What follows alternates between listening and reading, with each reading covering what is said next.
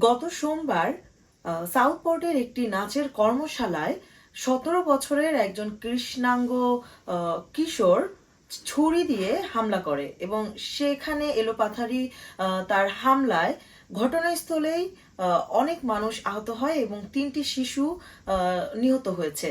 এই ঘটনায় শিশুদের বাঁচাতে গিয়ে বয়স্ক সহ আরো শিশু সব মিলিয়ে আরো 9 জন গুরুতর আহত অবস্থায় চিকিৎসাধীন আছে। এ ঘটনায় রাজা চার্লস শোক প্রকাশ করেছে এবং কিয়ার স্টেইমার ঘটনাস্থল পরিদর্শন করেছে।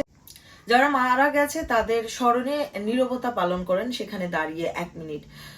তো তখন সেখান থেকে যাওয়ার সময় পিছন থেকে একজন লোক চিৎকার করে বলতে থাকে যে কিয়ার স্টেইমার আর কত এরকম ঘটনা ঘটবে। তো তিনি সেখান থেকে চলে যান। তবে সেখানে ঘটনা থেমে যায়নি। এটা গতকালকের ঘটনা। মঙ্গলবার রাত থেকে শুরু হয়, যখন ফেসবুকে প্রচার করা হয়, গুজব ছড়ানো হয় যে কিশোরটিকে ধরা হয়েছে, তিনি একজন মুসলিম।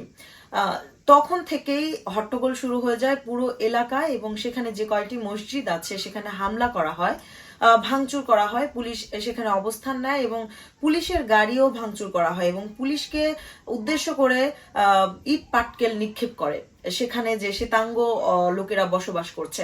তো পুরো এলাকায় আতঙ্ক ছড়িয়ে পড়ে এবং পুলিশ সেখানে অবস্থান নিয়ে সব বাড়িঘর বন্ধ করে দেয় এবং কাউকে ঘর থেকে বের হতে নিষেধ করে।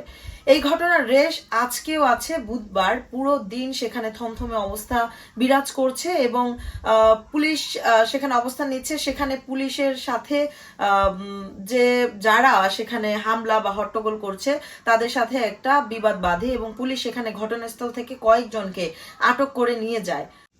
3 শিশুর মধ্যে একজন শিশুর মা, তিনি সবাইকে উদ্দেশ্য করে বলেছে যে তোমরা হট্টগোল বন্ধ করো, এরকম দাঙ্গা ফাসাদ কারো কাম্য নয়, আমরা আমাদের সন্তান ফিরে পাবো না। এই ঘটনায় জায়গায় জায়গায় আগুন ধরিয়ে দেওয়া হয়েছে এবং অসংখ্য পুলিশ এই ঘটনায় আহত হয়েছে।